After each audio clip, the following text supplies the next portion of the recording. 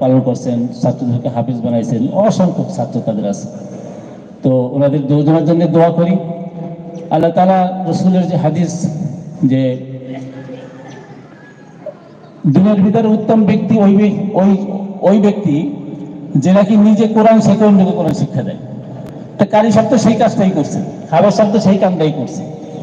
সুতরাং আল্লাহ তাআলা যেন এই হাদিসের যে মিসদাক, এই হাদিসের যে অর্থ, আল্লাহ যেন পুরোপুরি ওনাদের দুজনকে দান করেন, এবং সমস্ত আলেম ওলামা ছাত্র যারা আছে সকলকে আল্লাহ পাক দান করেন, যারা কষ্ট করে এলেম শিখে শিখায়, না খেয়ে সামান্য ওজিফায় যারা দিন শিখে, আল্লাহ সকলকে যেন এই মর্যাদা দান করেন। আর বিষয়টা হলো, মর্যাদার কথা বলে তো আর ছোট করার সুযোগ নাই, কারণ আল্লাহ তাআলাই কোরআনে বলছেন যে এলেম শিখবে আর যে এলেম শিখবে না, সে কখনো এক হইতে পারে না, আসমান আর জমিন পার্থক্য। সুতরাং যারা দিন শিখে, যারা আলেম ওলামা, তাদের মর্যাদা, যারা মূর্খ, যারা কোরআন পড়ে নেই, তাদেরকে মূর্খই বলা হয় কোরআনের ভাষায়। তাদের সঙ্গে তো তুলনা হইতেই পারে না, তুলনা করাও এটা বেয়াদবি। সুতরাং আল্লাহ দুনিয়ায় যেরকম আজকে সবাই মিলে আমরা তাদেরকে সম্মাননা দিচ্ছি, আল্লাহ তাআলা এদেরকে যেন কবরে, হাসরে, মিজানে, পুলসিরাতে সব জায়গায় আল্লাহ যেন চিন্তা আরো বেশি সম্মান দান করে। এবং যত আলেম ওলামা আছে, যত ছাত্রবৃন্দ আছে, তাদের প্রতিও আমার এই দোয়া রইল। আসলে বিষয়টা হলো, এখানে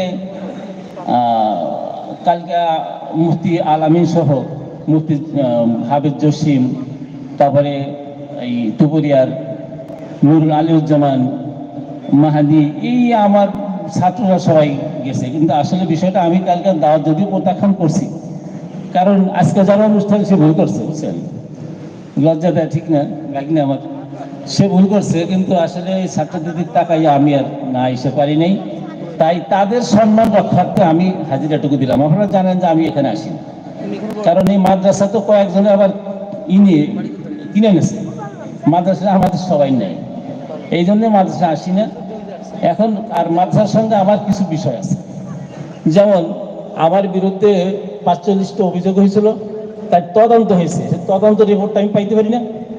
তদন্ত রিপোর্টটা কিন্তু এখন আমাকে দেওয়া হয়নি, বালিশের নিচে ছেড়ে রাখছে।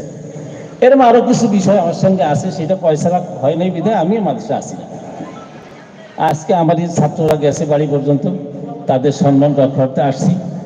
আর বিষয়টা, আমার যে বিষয়টা আছে, এই বিষয়টা আমি আইজ হোক কাইজ হোক আমি আদায় করে নিতে গিয়ে কারো গায়ে যদি কাদা লাগে, তাহলে সেদিনকে আপনারা কিন্তু আমাকে দায়ী করবেন না, এই কথাটা বলার জন্য আমি আসছি। আমি আমার অধিকার আদায় করে নেবো না, আমার অধিকার আদায় করতে গিয়ে কারো গায়ে যদি কাদা লাগে, যদি মাদ্রাসার কোনো ক্ষতি হয়, কেটা দায়ী হবে? আমি দায়ী? 2 বছর 2.5 বছর হয়ে গেছে আমি অপেক্ষা করছি, আর অপেক্ষা করার মতো আমাদের রক্ত না। সুতরাং আপনাদের সবার জন্য দোয়া চাই, আল্লাহ যেন সবার মঙ্গল করে।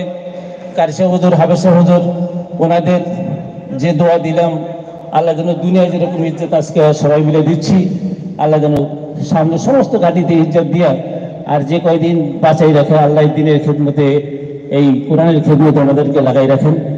আপনাদের কাছে দোয়ার দরখাস্ত রেখে আপনাদের সকলের মঙ্গল কামনা করে, কারি সাহেব হুজুর অসুস্থ মানুষ, ওনার সুস্থতা কামনা করে আজকে যারা অনুষ্ঠান আয়োজন করছে তাদের সকলকে আন্তরিক মোবারক জানিয়ে আমি আমার কথা শেষ করছি। আল্লাহ হাফেজ, আসসালামু আলাইকুম রহমতুল্লাহ বারাকাতুহু।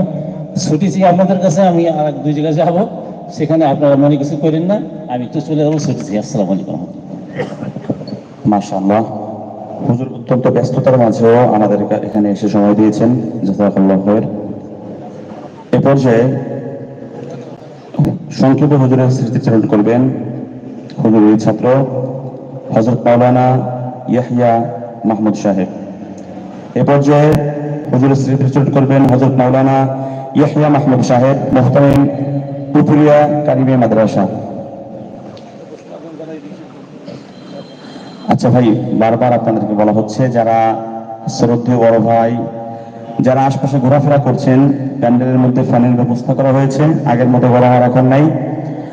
অনুষ্ঠান সৌন্দর্য রক্ষার্থে আপনারা নিজ নিজ দায়িত্বে এসে প্যান্ডেলের মধ্যে উপস্থিত হয়ে যান। ইন্নাল হামদুলিল্লাহ ওয়াসসালাতু ওয়াসসালামু আলা রাসূলিল্লাহ ওয়া আলা আলিহি ওয়া আসহাবিহি আজমাইন।